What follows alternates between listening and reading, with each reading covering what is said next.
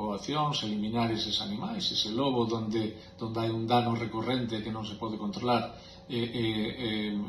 non eliminalo para nada, non? Sempre a ganadería, a agricultura convivimos co lobo e queremos seguir facendo sin problema ningún, pero hai momentos que é totalmente inviable que esos animais permanezan aí, porque se habitúan a esas zonas, a esos animais, a unha comida fácil, e nós somos os que lle temos que dar de comer, e iso non é viable. Non veñen os animalistas traerlle comida da súa nevera e darlle, non? Co cal, nin traerlle os seus cans que tanto protexen. Nós tamén temos cans e o lobo nos mate esos cans, esos mastíns, ou iso que temos protexendo os nosos animais.